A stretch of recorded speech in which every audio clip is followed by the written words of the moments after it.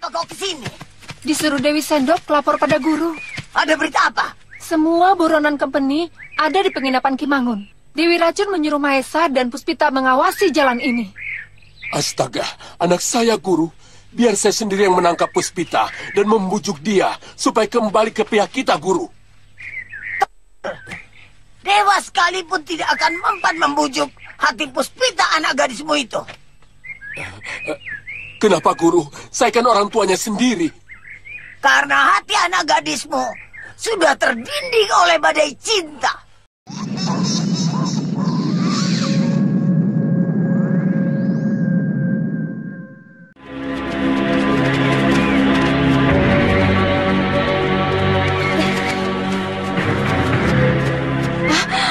Ayahku.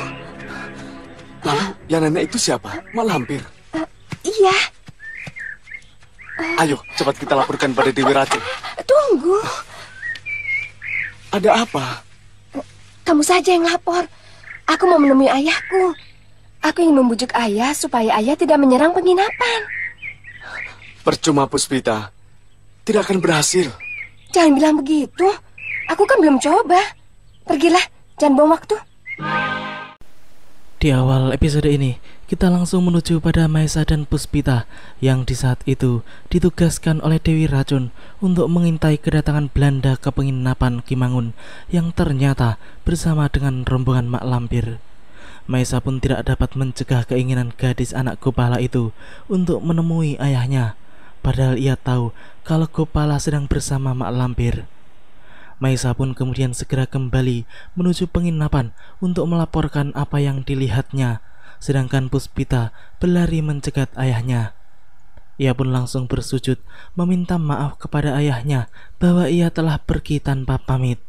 Namun Gopala sendiri tampak hanya diam menahan amarah yang sudah bertumpuk-tumpuk karena anaknya itu dirasa sudah mengkhianatinya. Mak Lampir yang melihat semua itu pun langsung menyuruh para prajurit untuk menangkap Puspita. Sementara itu, Maesa yang sedang berjalan menuju penginapan Kimangun pun tampak gelisah dan selalu melihat ke belakang karena ia merasa sejak tadi ada yang mengikutinya.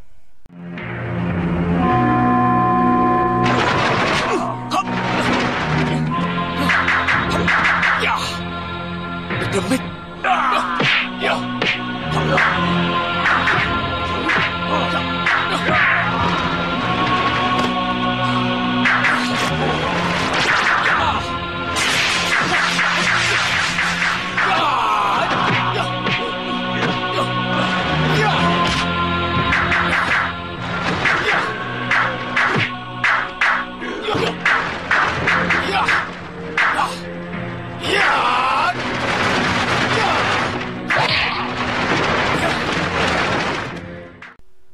Pertarungan Maesa dan Grandong tampak luar biasa. Walaupun Grandong sangat sakti mandraguna, namun kemampuan Maesa benar-benar mengejutkan makhluk jelek itu. Ilmu kesaktian anak sembara benar-benar tidak main-main. Padahal Dewi Racun sendiri sampai kewalahan ketika bertarung melawan makhluk andalan Mak Lampir tersebut.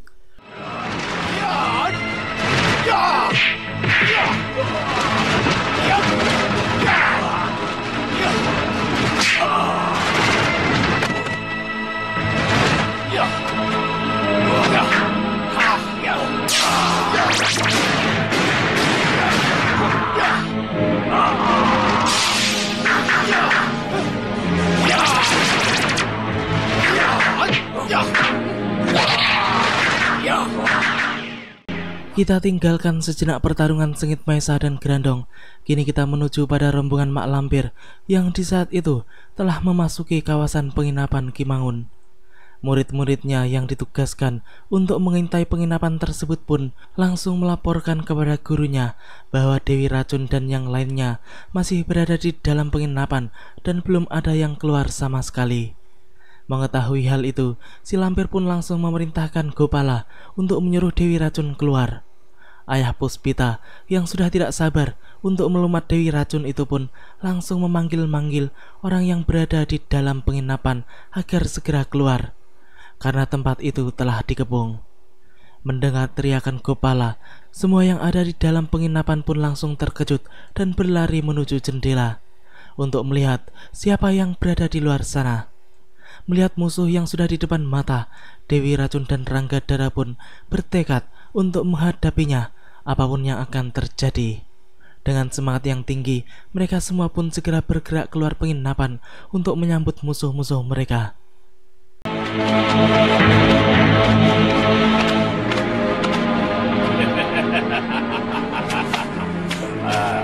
Menyerahlah Dewi Racun. Tidak, aku tidak akan pernah menyerah. Kubunuh kau Dewi Racun.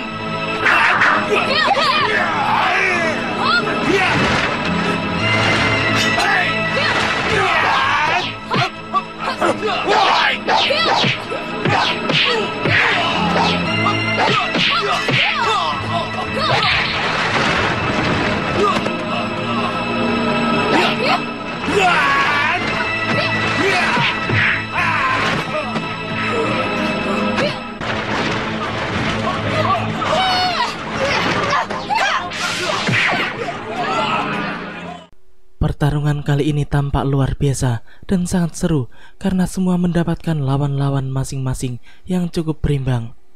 Di awal-awal pertempuran, tampak jelas kalau rombongan Dewi Racun terlihat lebih dominan daripada rombongan Mak Lampir yang semua anak buahnya hampir bisa dikalahkan. 3 wanita murid Dewi Racun pun tampak cukup hebat jika dibandingkan dengan murid-murid Mak Lampir seperti Dewi Sendok, Dewi Hijau, ataupun Dewi Lanjar. Sedangkan Bun dan anak Basir pun kini sedang menghajar pasukan Belanda dengan cukup tangkas. Kedua lawannya pun dibuat tak berdaya, apalagi Sawung yang kemudian muncul untuk membantu melumpuhkan salah seorang lawan Bondan, sehingga mereka berhasil mengalahkan lawan-lawannya. Memang Sawung sengaja sudah berada di luar sejak Dewi Racun masih berada di dalam penginapan, karena untuk mengantisipasi kalau terjadi hal-hal yang tidak diinginkan. Sementara itu, Dewi Racun sendiri di saat itu masih sedang terlihat bertarung menghadapi salah seorang kawan Gopala, dan orang itu dapat dilumpuhkannya dengan cepat.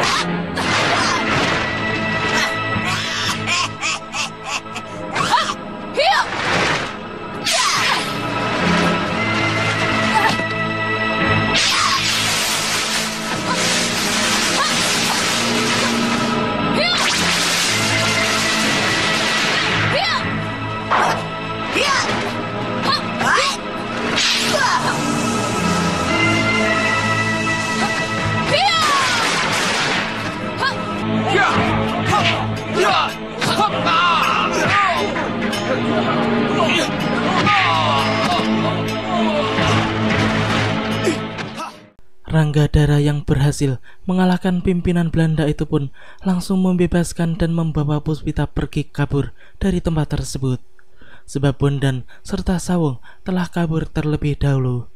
Namun mereka berdua tetap dikejar oleh pasukan kompeni. Sementara itu, Kimangun yang ikut bertempur pun kini sedang berhadapan dengan para pasukan kompeni bersenjata lengkap. Pejuang tanah air itu pun cukup tangguh untuk lawan-lawannya, sehingga dengan cepat ia bisa mengatasi para tentara kompeni tersebut. Bahkan ketika ditembak pun ia dapat menangkap peluru tembak musuh dan mengembalikannya dengan sempurna, sehingga ketiga penembak itu pun tewas seketika. Sedangkan pejuang lain adalah Nyi Tiol yang kini berhadapan dengan Gopala setelah ia mengalahkan anak buah Mak Lampir.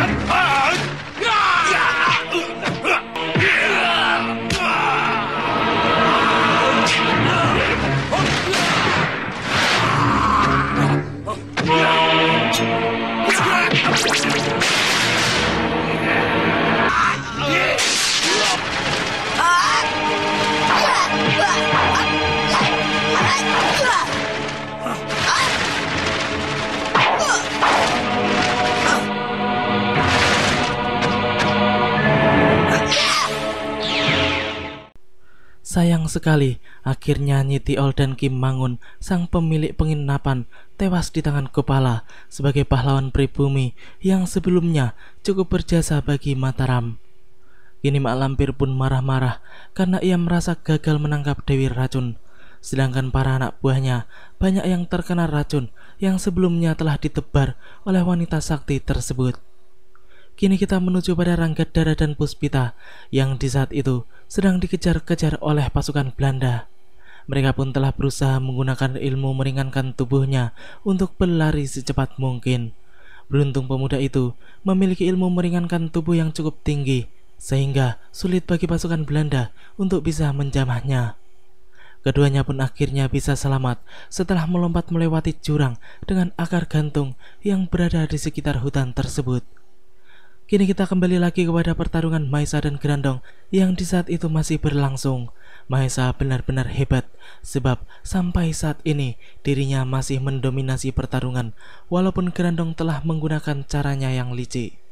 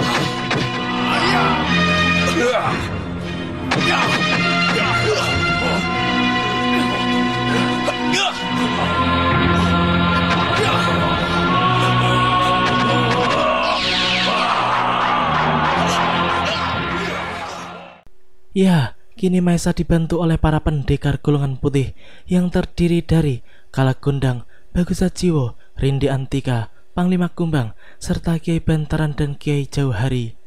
Makhluk jelek itu pun kemudian mengeluarkan senjata saktinya yang berupa tongkat Trisula dan merupakan pemberian dari Nyi Roro Kidul.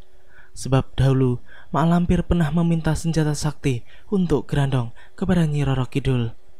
Tampaknya pusaka Ratu Kidul itu sangat hebat sehingga semua orang-orang sakti golongan putih itu harus menahan sekuat tenaga dorongan kuat yang ditimbulkan oleh putaran senjata Grandong.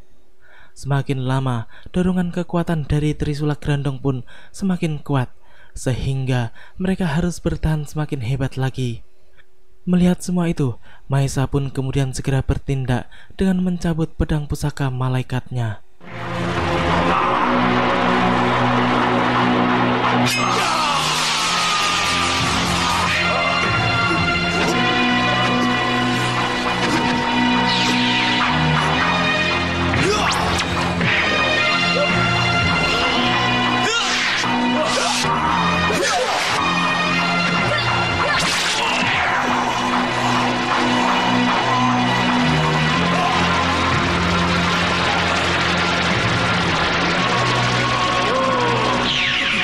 Kemanapun kau pergi, kau tidak akan bisa lolos dari kami, Maesa.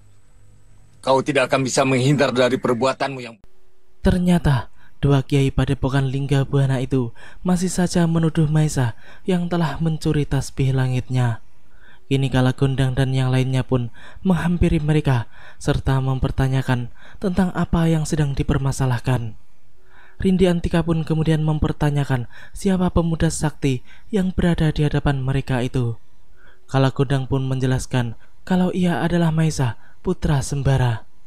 Lalu Raja Jin Serigala Merah itu pun juga memperkenalkan Rindi Antika dan Bagusajiwo kepada Maesa sebagai sahabat dari Sembara ayahnya. Maesa pun kemudian memberikan salam hormat kepada keduanya. Setelah itu, Kiai Bantaran dan Kiai Jauhari kembali melanjutkan pembicaraannya. Ia pun mengatakan bahwa Maesa sangat sakti, namun sayang kelakuannya jahat karena anak itu telah mencuri tasbih langit miliknya. Mendengar tuduhan itu, Maisa pun langsung bersumpah bahwa ia bukanlah pencuri tasbih butut tersebut. Sampai saat ini, ia masih bingung mengapa ia masih saja dituduh demikian oleh dua kiai tersebut. Padahal ia telah menjelaskan berkali-kali bahwa bukanlah ia pencurinya. Ia sama sekali tidak tahu menahu tentang tasbih langit tersebut. Dengar Kiai, sejak saya turun gunung dengan Basir, tidak pernah saya menginjak padepokan Lingga Buana. Berarti ada orang lain. Maksud saya, ada orang yang menyamar menjadi Mahesa. Ya, banyak orang-orang sakti yang punya ilmu gaib, yang bisa merubah dirinya menjadi orang lain. Sangat banyak. Jadi Kiai jangan asal menuduh. Lebih baik diselidiki dulu dengan seksama. Saya setuju. Saya sependapat dengan Bagusa Jiwo dan Rindi Antika. Ada orang lain yang sengaja ingin mengadu domba antara keluarga Sembara dengan keluarga besar perguruan Lingga Buana. Tidak bisa tidak. Perkara ini harus diselesaikan sampai tuntas. Sehingga di kemudian hari tidak ada lagi buntutnya yang kurang baik. Saya sendiri bingung dan penasaran. Saya ingin persoalan ini diselesaikan secepatnya di hadapan ayah saya. Mahesa pun kemudian meminta agar masalah itu segera diselesaikan di hadapan ayahnya. Rindi Antika dan semuanya pun setuju. Lalu di saat itu juga mereka pergi ke padepokan Sembara. Ketika itu tampak Sembara yang sedang menceramahi murid-muridnya di padepokan Kais Bata. Memang sebenarnya di padepokan Sembara, murid-muridnya tidak hanya belajar ilmu silat ataupun ilmu kanuragan saja. Akan tetapi, setiap seminggu sekali, sebagai pimpinan padepokan, Sembara juga memberikan siraman rohani kepada seluruh muridnya. Di saat itu, mendadak saja Sembara melihat rombongan Maisa datang, dan ia pun langsung menyuruh murid-muridnya untuk pindah dan belajar di pendopo sebelah. Karena di tempat itu akan digunakan untuk menyambut para tamunya. Melihat keberadaan ayahnya, Maisa pun langsung bersujud di hadapan ayahnya. Kini Sembara memang sudah tidak marah kepada Maisa seperti dahulu lagi, karena sebenarnya Kalagondang telah memberitahukannya bahwa Maisa tidak bersalah. Ia pun kemudian mempersilahkan tamu-tamunya itu untuk duduk dan membahas tentang tasbih langit. Berkali-kali saya katakan bahwa saya tidak mencuri tasbih langit. Bahkan saya bersumpah demi Tuhan. Untuk apa saya berbohong? Jangankan dihukum biasa, dihukum mati kepala saya dipenggal saya siap. Kalau memang saya mencuri tasbih langit. Tapi ini kan tidak. Waktu pemeriksaan pertama kali, kau mengakui kau memasuki kamar Kiai Ageng Bantaran dan mengambil tasbih langit. Benar. Dan tidak hanya satu kali, tapi berkali-kali. Karena Kiai Ageng Bantaran seringkali menyuruh saya membersihkan kamarnya dan merawat benda-benda pusaka miliknya. Jadi saya sering mengambil tasbih langit untuk dibersihkan, lalu dikembalikan di tempat semula. Itu kamu lakukan ketika kamu masih menjadi murid di padepokan Lingga Buana. Yang aku maksudkan, setelah kau tidak tinggal lagi di sana. Maisa memang ketika pemeriksaan pertama itu masih polos, sehingga ia menjawab iya ketika Sembara mempertanyakan apakah ia pernah mengambil tasbih langit ataukah tidak. Namun kini ia telah mengerti duduk permasalahannya, sehingga ia pun menjelaskan bahwa sejak ia menyatakan diri untuk keluar dari padepokan Lingga Buana dan menjadi murid utama Kamasutra, maka sejak itulah ia sudah tidak pernah lagi menginjakkan kakinya di padepokan tersebut. Rindi Antika yang sedari tadi agak kesal dengan tuduhan kepada Maisa oleh Kiai Bantaran pun langsung memberikan penjelasan bahwa ia lebih percaya kalau ada orang lain yang menyamar sebagai Maisa. Sebagai pendekar yang berpengalaman, ia sangat paham dengan kejadian-kejadian seperti itu. Apalagi musuh mereka adalah orang-orang sakti seperti Mak Lampir dan Grandong yang dengan mudah bisa menyamar sebagai siapapun. Bagaimana kalau kita minta bantuan kepada saudara Kalagondang? Hah? Kok saya? Jangan bercanda atuh Panglima. Maksud saya, coba tolong dilihat di kaca lopian, supaya kita semua bisa melihat siapa yang memasuki kamar Ki Ageng Bantaran dan siapa yang mencuri tasbih langit. Nah, kalau yang itu, otak saya jempolan.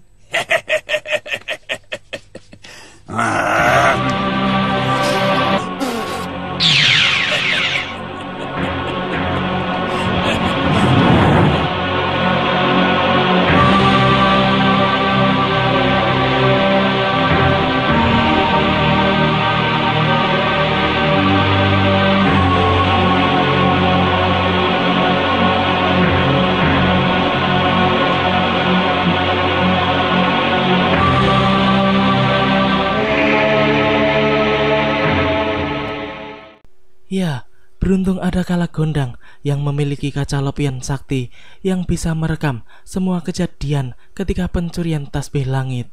Sama seperti kaca benggala milik Mak Lampir. Kini semua orang yang ada di situ pun dengan saksama melihat tayangan video yang ada di dalam kaca sakti Kalagondang. Sembara pun sempat melihat anaknya di sela-sela tayangan kaca sakti tersebut. Ia seperti ingin memastikan tentang kebenaran kata-kata Maesa. Di dalam kaca itu juga diperlihatkan Grandong yang menyamar sebagai Maesa, lalu diikuti oleh Mak Lampir yang menyamar sebagai Basir. Hal itu jelas dan sangat jelas. Kini terbukti dengan jelas bahwa Maesa bukanlah pencuri tasbih langit, namun Mak Lampir dan Grandonglah pelakunya.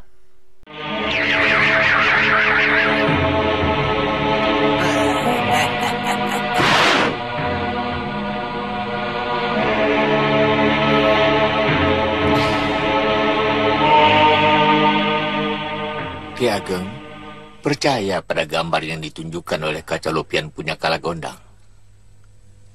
Kalau percaya berarti bodoh.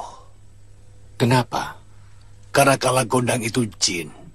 Dulu, sebelum dia takluk pada Sembara, dia adalah jin kafir. Berarti Kalagondang itu bohong? Iya. Yang ditunjukkan kaca lopian itu hanya rekayasa saja. Tidak perlu kita percaya. Dasar dua kiai bodoh. Umur mereka mungkin sudah setinggi gunung, namun pemikiran mereka sama seperti anak kecil yang baru turun gunung. Mereka seperti tidak memiliki pengalaman dalam menghadapi orang-orang licik golongan hitam. Padahal mereka sudah melihat dengan mata kepala mereka sendiri bahwa Mak Lampir dan Grandong yang menyamar sebagai Basir dan Maesa. Namun keduanya masih saja mungkir dan lebih percaya bahwa Maesa lah yang telah melakukan perbuatan terkutuk tersebut. Kalau begitu, Ki Ageng tetap pada pendirian semula. Siapa lagi kalau bukan dia? Maesa adalah pemuda yang sakti. Grandong saja dibuat kewalahan. Tapi untuk menjaga hubungan kita dengan Sembara dan para kiai yang lain, kita jangan menunjukkan sikap bahwa kita tidak percaya pada Mahesa yang pernah menjadi murid Kamasutra. Kiai, sebaiknya kita ke pendopo. Tidak enak pada Sembara dan yang lainnya kita memisahkan diri seperti ini. Ya, mari. Mari. Demikianlah alur cerita di episode kali ini. Nantikan kelanjutan kisahnya di episode yang akan datang. Terima kasih bagi teman-teman semua yang udah mau nonton. Jangan lupa subscribe dan share, dan juga nyalain notifnya. Assalamualaikum warahmatullahi wabarakatuh.